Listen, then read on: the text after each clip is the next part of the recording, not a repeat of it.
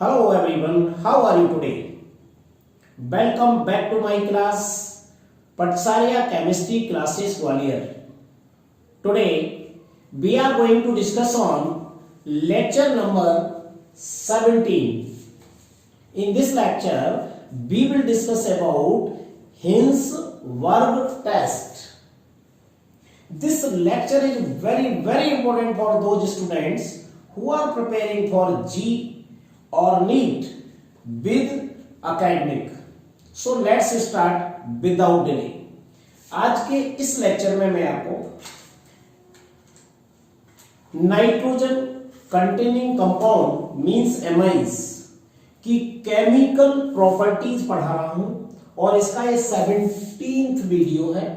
और ये chemical properties अगर आपने आज पहली बार वीडियो देख रहे हैं तो ये सारी केमिकल प्रॉपर्टीज देखने के लिए आपको पिछले 16 वीडियोस देखना बहुत कंपलसरी है। देखिए सबसे पहले मुझे क्या लेना है, 1 डिग्री अमाइन पहले ले लेते हैं और 1 डिग्री अमाइन को हम ऐसे लिखेंगे, देखो जरा ध्यान से,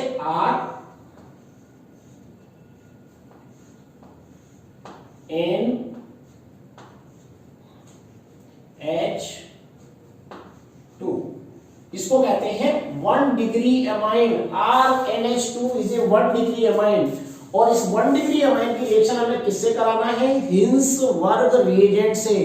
हिंसबर्ग रिएजेंट क्या है? ये होता है बेंजीन सल्फोनिल क्लोराइड। इन दोनों के फॉर्मूले बताऊंगा और देखिए रिएक्शन कैसे होगी। तो ये 1 डिग्री अमाइन लिया, इसकी रिएक्शन हमें कराना है, ये देखिए ये रही बेंजीन। सबसे पहले मैं इसको बना के आपको दिखा देता हूं और इसमें जोड़ देते हैं SO2, ये देखिए, और इससे जुड़ा होता है Cl, तो इसे बोलते हैं C6H5SO2Cl। यही है हमारा हिंसबर्ग रिएजेंट, या इसको बोल सकते हैं हम बेंजीन सल्फोनिल क्लोराइड। इसके नाम दोनों लिख देता हूं, उसके बाद आगे की वजह से लिखेंगे हम 1 डिग्री एमाइन और इसे बोलेंगे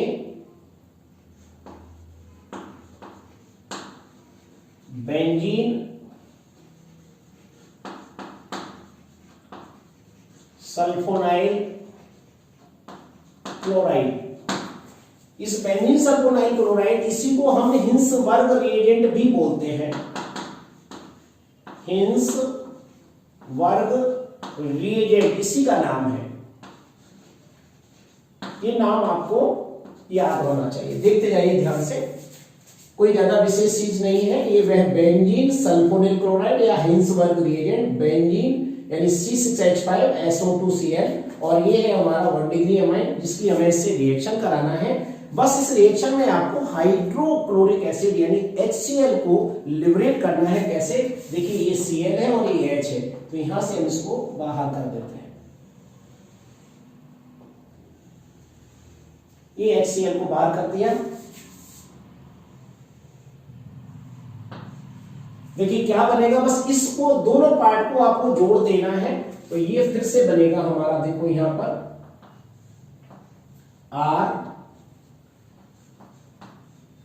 RNH और क्या है यहां पर S डबल बॉन्ड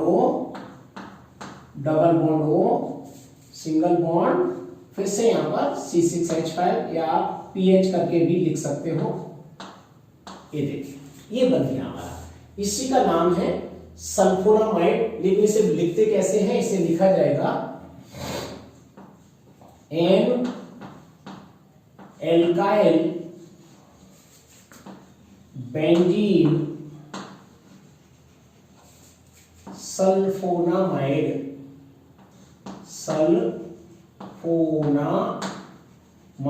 नाम आपको याद रखना बहुत कंपलसरी है। ये हमारा कंपाउंड बन गया N एल्काइल बेंजीन सल्फोनामाइड। ये N एल्काइल बेंजीन सल्फोनामाइड की हम आगे रिएक्शन कराते हैं किसके साथ? एक्वस KOH के साथ। ये देखिए फिर से इसकी हम एक्वस KOH के साथ रिएक्शन कराएंगे। यहां पर मैं आपको बता दूं ये HCl को आपको माइनस करके यहां पर दिखा देना है, हाइड्रोक्लोरिक एसिड लिबरेट हो गया।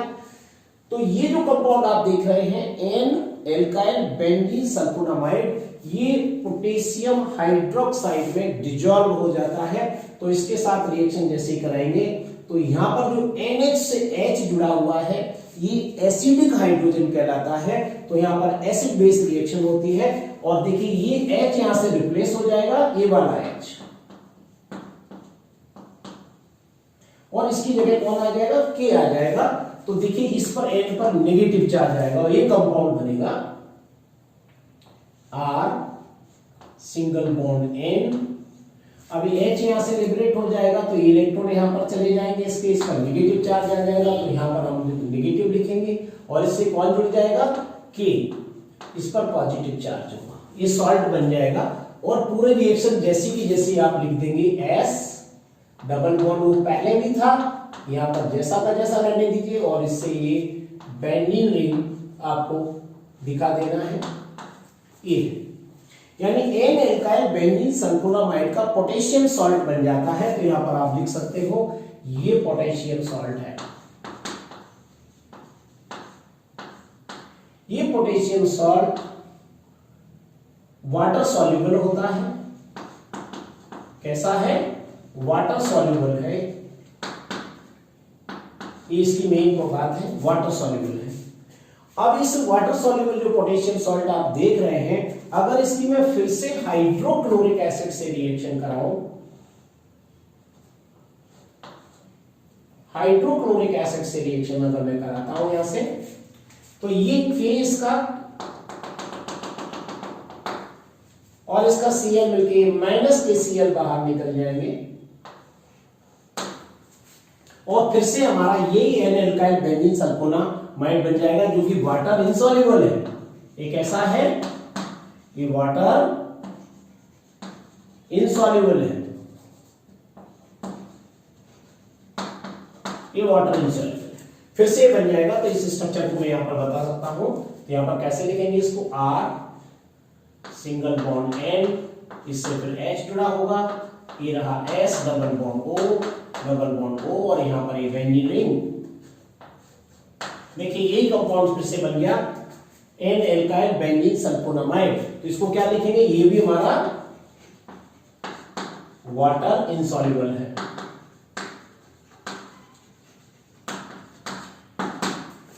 इस टेस्ट को यहां पर एंड देते हैं। ये सबसे पहले आपको प्राइमरी अमाइंस की रिएक्शन कराना है, जिससे बेंजीन सल्फोनिल क्लोराइड से हाइड्रोक्लोरिक एसिड लिबरेट होगा और हमारा बन जाएगा एन एल्काइल बेंजीन सल्फोनामाइड जो कि वाटर इनसॉल्युबल है। इसे हम एक्सेस में यानी एक्वस KOH के साथ में फिर से रिएक्ट कराते हैं तो ये एसिड बेस रिएक्शन हो जाती है और एक वाटर सॉल्युबल पोटेशियम सॉल्ट बन जाता है, जिसकी हम फिर से अगर हाइड्रोक्लोरिक एसिड से रिएक्शन कराते हैं तो फिर से हमारा वाटर इनसॉल्युबल ये ही कंपाउंड बन जाता है। तो ये हमारी प्राइमरी एमाइंस की पहचान होती है। अब हम देखते हैं सेकेंडरी एमाइन कैसे रिएक्शन करेगा। अब यहां पर मैं दोबारा से सेकेंडरी एमाइन ले रहा हूं। देखो ये रहा R N R और H, ये क्या है, ये 2 डिग्री एमाइन है। देख लीजिए ये 2 डिग्री एमाइन है।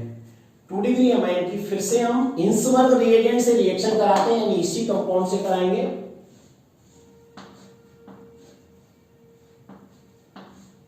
ये है हमारा हिंसवर्ग रिएजेंट यानी ये Cl है। इस HCl को यहां से हम यहां से फिर से लिबरेट करेंगे, यानी यहां पर माइनस HCl लिखेंगे। इस कंपाउंड को जैसा का जैसा लिख देंगे। इसे फिर से लिख दो, यहां पर ये क्या है, हिंसवर्ग रिएजेंट, सॉरी रिएजेंट, ये हिंसवर्ग रिएजेंट है। नाम क्या होगा, वही बेंजीन सल्फोनिल क्लोराइड। तो ये कंपाउंड बन जाएगा हमारा R N, नीचे R है यहां पर और इससे कौन जुड़ जाएगा, ये S डबल बॉन्ड O और यहां पर ये बेंजीन रिंग। ये हमारा कंपाउंड बना। इसका नाम क्या होगा, ये नाम लिख देता हूं मैं यहाँ पर। ये है NN, ये 2 बार R जुड़े हुए हैं तो NN di alkyl benzene sulphonamide.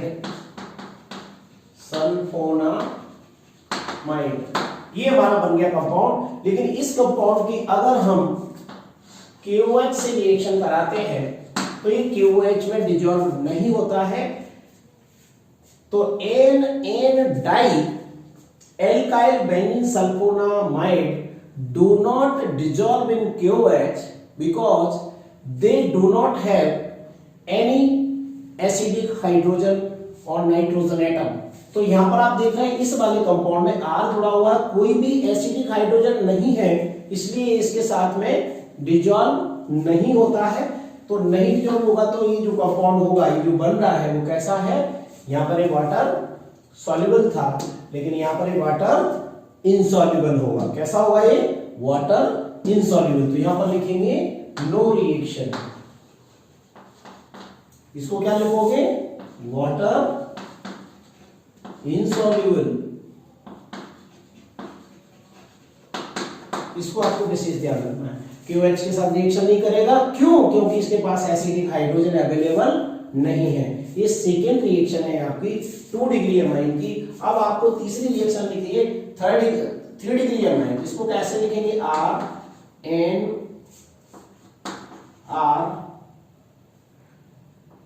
And R। ये हमारा 3 डिग्री एमाइन और इसकी रिएक्शन हम फिर इसी से कराते हैं बेंजीन सल्फोनिल क्लोराइड से, या आप कह सकते हो हिंसवर्ग रिएजेंट से। अब यहां पर Cl हमने लिया लेकिन ये आपस में रिएक्शन नहीं करते हैं, तो यहां पर लिख सकते हो नो रिएक्शन। जब रिएक्शन नहीं होगी तो कोई कंपाउंड फॉर्मेशन नहीं होगा। तो इसमें हमारी 3 डिग्री एमाइन जो ये है, हम देख रहे हैं 3 डिग्री एमाइन, इससे रिएक्शन नहीं होती है। और ये हमारा हिंसवर्ग रिएजेंट जिसे मैंने HR लिखा है, तो नो रिएक्शन यहां पर देखिए। तो देख रहे हैं हमारी 3 टाइप की रिएक्शंस है, 1 डिग्री एमाइन और 2 डिग्री एमाइन इसकी रिएक्शन देते हैं। 3 डिग्री एमाइन रिएक्शन नहीं देता है। 1 डिग्री एमाइन में हम KOH में जब डिसॉल्व करते हैं तो हमें वाटर सॉल्युबल पोटेशियम सॉल्ट मिलता है, लेकिन ये KOH के साथ रिएक्शन नहीं करता है क्योंकि हमारे पास एसिडिक हाइड्रोजन अवेलेबल नहीं है। तो इस टाइप की रिएक्शन से आप तीनों यानी 1 डिग्री, 2 डिग्री और 3 डिग्री अमाइंस में आप इसका टेस्ट लगा सकते हैं, यानी इसमें डिफरेंशिएट कर सकते हो, डिस्टिंग्विश कर सकते हो, या फिर अलग से रिएक्शन आती है कि amines is reacted with benzene sulphonyl chloride या सल्फोनिल क्लोराइड कंपाउंड, तो आप इस टाइप की रिएक्शन को केवल आपको इस टाइप से दिखाना है। So thank you very much. Next video will be continue.